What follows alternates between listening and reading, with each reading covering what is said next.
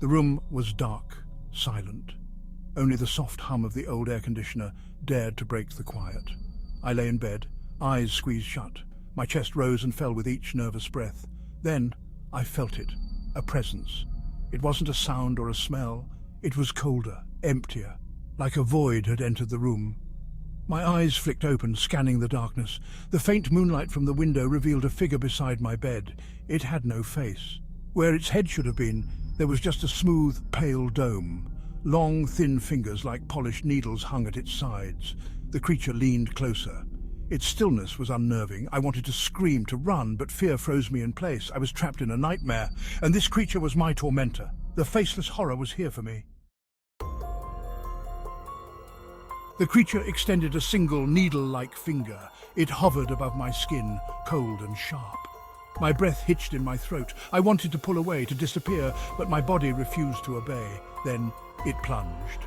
The needle finger pierced my skin.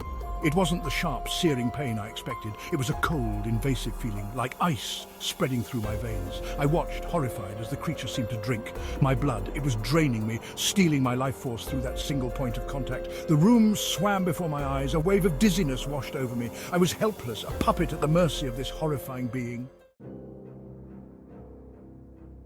Suddenly, a loud crash echoed from downstairs.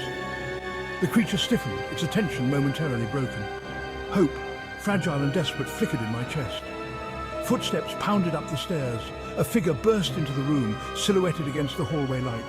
"Get away from them!" a voice boomed. My father. Relief flooded me, followed instantly by a surge of terror. The creature turned, its body a blur in the darkness.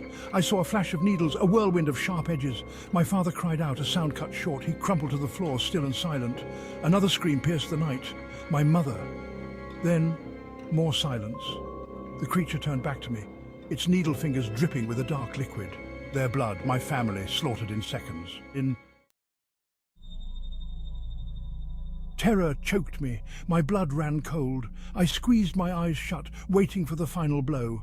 But it never came. The creature leaned close again, its coldness washing over me. I felt its breath, if you could call it that, on my face. A hollow, empty feeling. Then it spoke. Its voice was a low rasp, like dry leaves skittering across pavement. "You are different," it whispered. "Your blood, it sings to me." I understood then. It wasn't just taking my blood. It was savouring it, my blood type. I remembered the doctor's words, the rarity of it, a cruel twist of fate.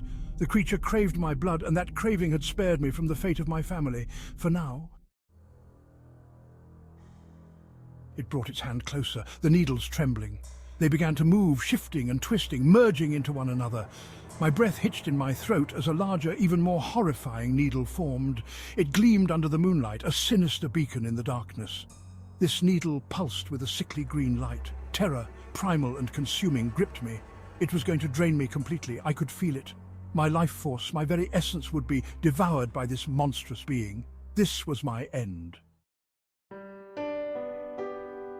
Then I woke up. Gasping for breath, I sat up in bed, drenched in sweat. The room was silent, bathed in the soft glow of the morning sun. My heart pounded in my chest. It had been a nightmare, just a nightmare, but the fear lingered, a cold knot in my stomach. The image of the creature, the needle, the blood, it was all too real. I looked down at my arm, half expecting to see puncture marks. There was nothing, but I knew deep down that the nightmare was a manifestation of my fear. The fear of needles, of hospitals, of the unknown.